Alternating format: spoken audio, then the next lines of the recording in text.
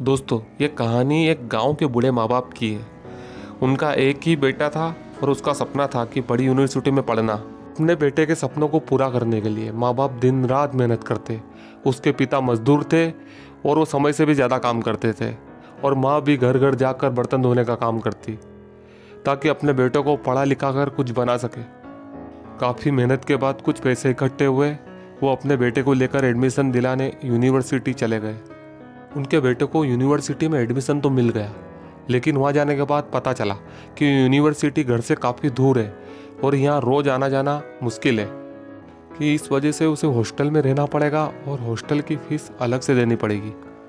ये बात सुनकर उसके माँ बाप निराश हो गए, क्योंकि हॉस्टल के लिए उनके पास अब पैसे नहीं बचे थे।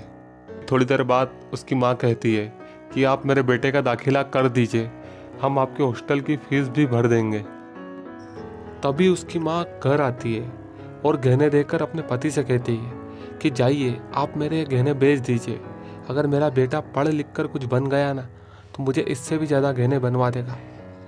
के पिता न चाहते हुए भी उन गहनों को बेच देते हैं, क्योंकि उन गहनों के सामने उनके बेटे का भविष्य होता है।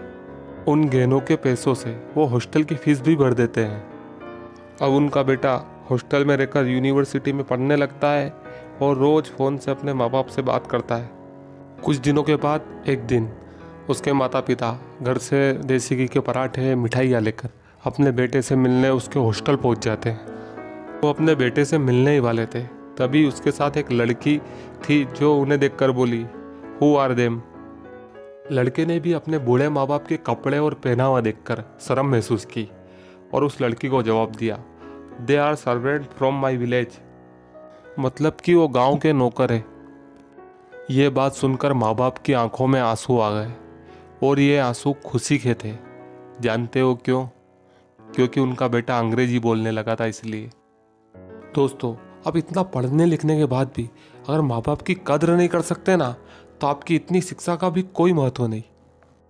ये बात हमेशा याद रखना दोस्तों।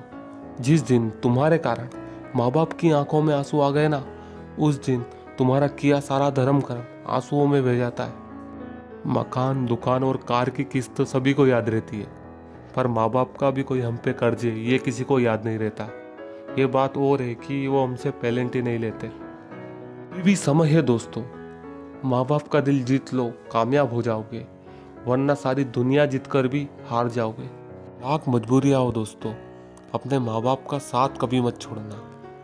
अगर स्वर्ग देखना हो धरती पर, तो अपने माँ बाप का कभी दिल मत तोड़ना। हर जीत पूरी की है मेरी, वो मेरे माँ बाप किसी खुदा से कम नहीं। हेलो दोस्तों, आपको ये कहानी अच्छी लगी हो तो इसे लाइक कर दीजिए।